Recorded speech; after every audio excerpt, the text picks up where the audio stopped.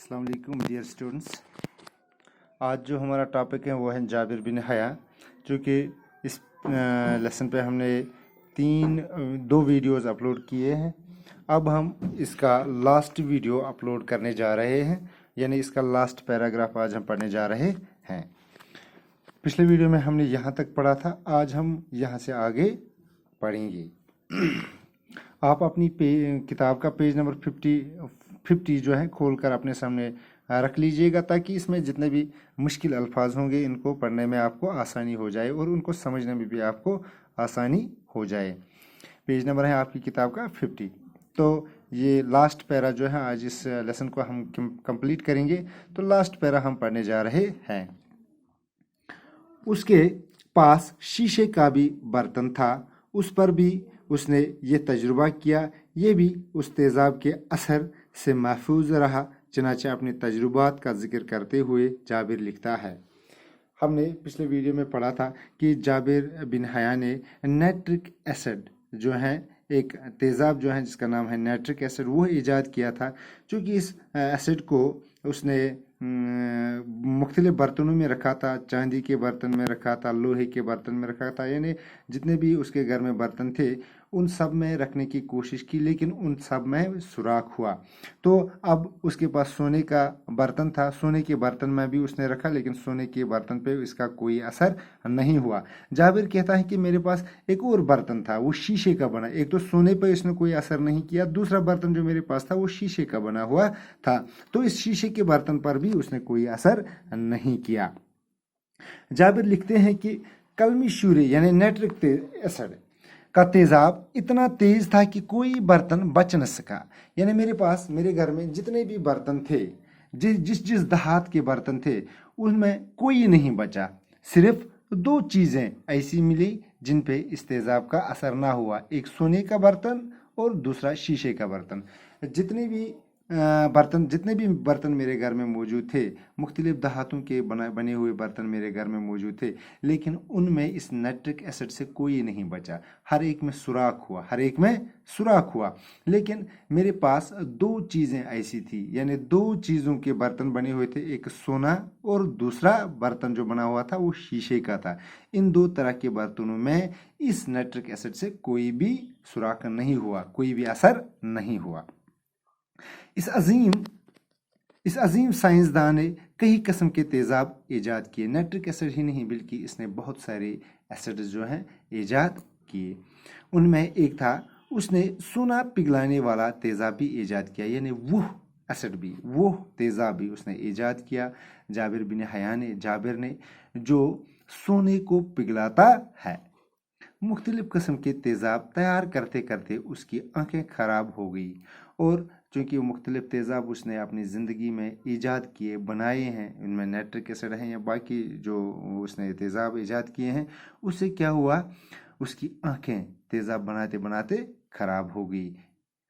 तरह तरह के तेज़ाब बनाते बनाते उसकी उंगलियां तक जल गई, लेकिन उसने तहकीक का काम नहीं छोड़ा। इतना ही नहीं, उसकी उंगलियां जो है इन तेज़ाबों से जल गई हैं। उसकी उंगलियों की चमड़ी जो है वो बिल्कुल जल गई है, लेकिन फिर भी उसने तहकीक का काम नहीं, खोज का काम नहीं छोड़ा। वो दुनिया को कुछ देना चाहते थे। जाबिर बिन हया दुनिया का पहला साइंसदान है। ये जाबिर बिन हया जो है दुनिया का वो पहला साइंसदान है जिसने इल्मी कीमिया यानी केमिस्ट्री में तजुर्बात को अहमियत दी।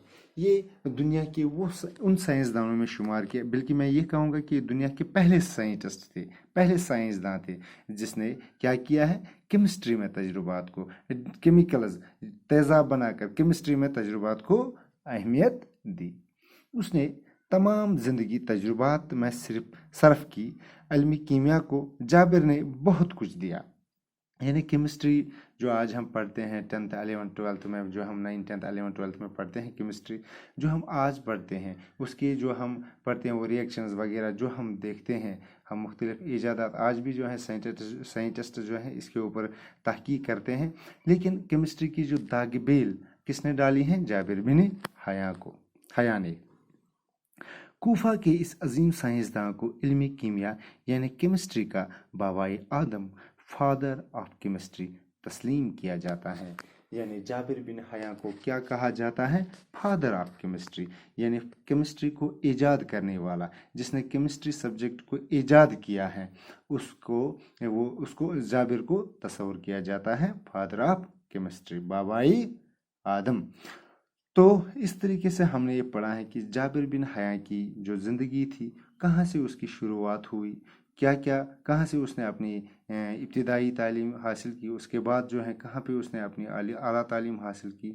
ان کے والد جو ہیں ان کے جب وہ بہت ہی چھوٹا تھا، نہایت ہی کم سن تھا، تو ان کے والد نے انتقال کر لیا۔ اس کے بعد جو ہے اس کی ماں نے ان کی پرورش کی، تو پرورش کرتے کرتے جابر نے جو ہے اعلیٰ تعلیم حاصل کی، اور اعلیٰ تعلیم کے بعد اسے سونا بنانے کی دھن سوار ہوئی، اور اس نے مختلف قسم کی تجربات جو ہیں کیے ہیں، اس نے یہ لیبارٹریز وغیرہ بنائی ہیں، ان میں وہ تجربات کرتے رہے، اور اس طریقے سے انہوں نے کیمسٹری جو ہے، کیمسٹری کا علم دنیا تک پہنچایا ہے، اس کی داغ بیل ڈالی ہے۔ تو یہ تھے جابر کے بارے میں ہم نے جو پڑھا ہے اس لیسن میں۔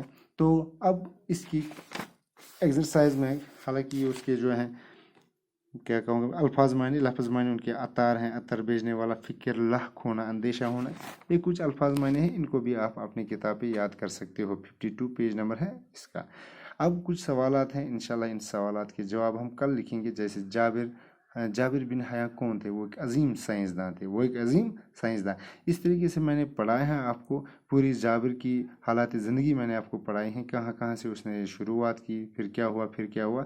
تو ان سوالات 9 سوال ہیں اس میں، آپ ان سوالات کو اپنے گھر میں بھی ان کا آنسر لکھ سکتے ہو۔ اگر آپ کتاب کو سامنے رکھو گے، اس کو پھر ایک دو بار پڑھو گے، اس کے بعد آپ کو ان تمام سوالوں کے جواب اسی کتاب سے، اسی لیسن سے نکلیں گے۔ حالانکہ میں نے بہت سارے سوال جو ہے ایکسپلین کیے ہیں لیکچر کے دوران، اب میں تب بھی کل لکھاؤں گا، لیکن یہ آپ کے لیے ہوم ورک ہے کہ کل آپ اپنے رف پہ ان سوالات کو کریں۔ حالانکہ آپ مجھے کنٹیکٹ بھی کر سکتے ہو میرے فون نمبر پہ کہ فلانی جگہ جو سوال ہے اس میں کیا لکھنا ہے ہمیں سر، تو میں آپ کو وہاں پر بھی گائیڈ کر سکتا ہوں۔ تو میری گزارش آپ سے یہی ہے کہ آپ اپنی کتاب کو کھولیے اور اپنی کاپی کو اپنے سامنے رکھ لیجئے، تاکہ ایک ٹرائی کیجئے آپ کہ کہاں جہاں جس سوال کا آنسر آپ کو نہ آئے وہ بھی میں لکھاؤں گا، اور جس کا آپ کو آئے وہ بھی میں لکھاؤں گا، لیکن یہ آپ کے لیے ہوم ورک ہے، آپ اس کو گھر میں اس کا ٹرائی کیجئے۔ تو انشاءاللہ نیکسٹ لیسن جو ہماری ہوگی وہ ہوگی خاکی وطن، تو یہ ہم نیکسٹ ویڈیو میں پڑھیں گے، اور تب تک کے لیے خدا حافظ۔